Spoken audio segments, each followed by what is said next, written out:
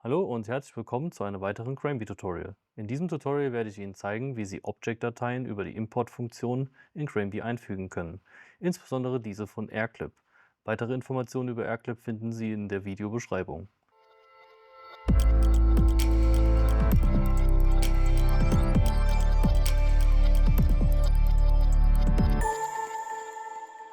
Wenn Sie eine Objektdatei von Airclip erhalten haben, wird diese über eine ZIP-Datei ausgeliefert.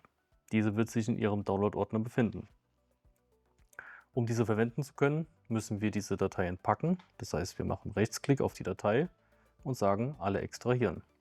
In diesem Ordner gibt es ein sogenanntes High Resolution Mesh, welches mehrere Dateien beinhaltet, unter anderem die Objektdatei sowie weitere Hilfsdateien.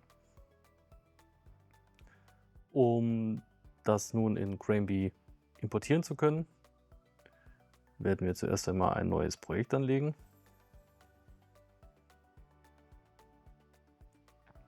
Ich nenne das Airclip Tutorial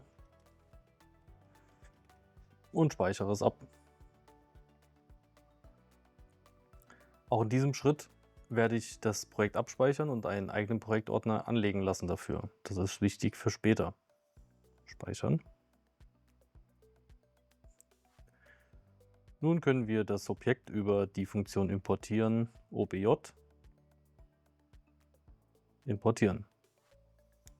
Wir suchen uns die Datei heraus, in diesem Fall der Ordner von heute, die Mesh High Res, und jetzt wird in diesem Ordner nur die Objektdatei angezeigt. Das ist in Ordnung, da wir ja die Objektdatei importieren möchten. Also wählen wir diese Datei aus und klicken auf Öffnen. Was nun geschieht ist, dass die Objektdatei sowie alle Hilfsdateien korrekt in Cranebee importiert werden. Hier ist auch schon unser Modell. Wenn wir einmal kurz schauen, ist es ein bisschen in der Höhe verändert. Ich weiß, das sind etwa 354,5 Meter über Null und kann das entsprechend anordnen. Und hier ist unsere Objektdatei mit Meshes. Wie vorhin schon gesagt, ist es relativ wichtig, dass wir einen Projektordner anlegen, denn in diesem werden nun alle Dateien von diesem Objekt abgelegt. Hier in dem Ordner von Airclip Tutorial habe ich erstens meine Projektdatei sowie alle benötigten Dateien, um das Objekt korrekt einzufügen. Das war's auch schon für dieses Tutorial. Vielen Dank fürs Zuhören und wir sehen uns beim nächsten Mal.